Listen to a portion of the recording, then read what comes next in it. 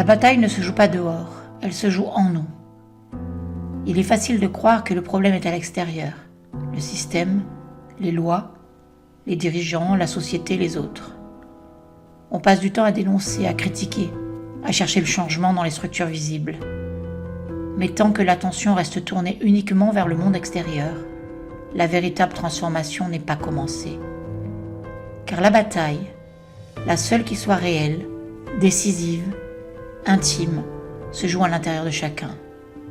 Elle ne se déroule pas sur les places publiques, ni dans les élections, ni dans les slogans.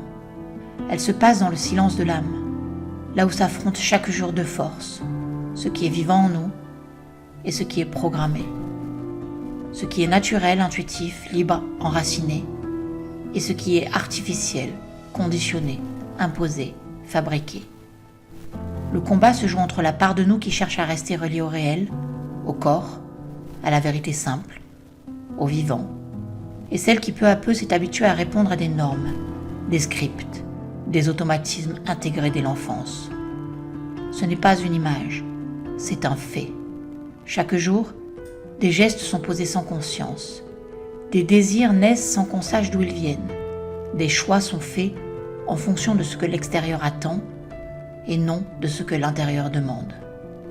Et plus nous laissons l'artificiel gouverner nos vies, images, récits, opinions prêtes à penser, stimulation permanente, morale, plus le lien au vivant s'efface. Le lien au corps, le lien au cœur, le lien à l'essentiel. C'est pourquoi la reconquête ne peut pas venir de l'extérieur.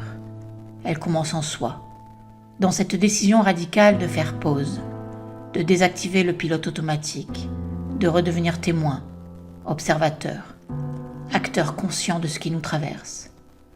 Retrouver sa souveraineté intérieure, ce n'est pas crier plus fort que les autres, mais c'est écouter plus profondément.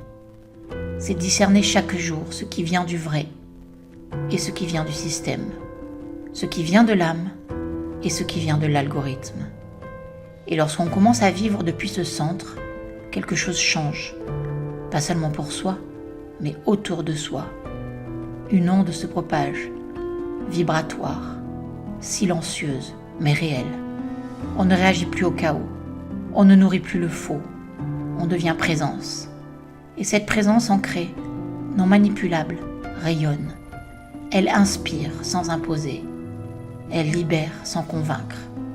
Ce n'est pas l'extérieur qu'il faut changer d'abord, ce sont nos schémas, nos réponses, notre lien au réel. Ce n'est pas la technologie qui est le problème, c'est le fait qu'elle ait pris la place de la nature en nous. Et ce n'est qu'en redevenant profondément vivant, libre, incarné, présent, que nous pourrons voir clair dans ce monde inversé. C'est cela aujourd'hui le seul véritable acte révolutionnaire. Reprendre le pouvoir sur sa propre conscience et par là mettre la vie au centre.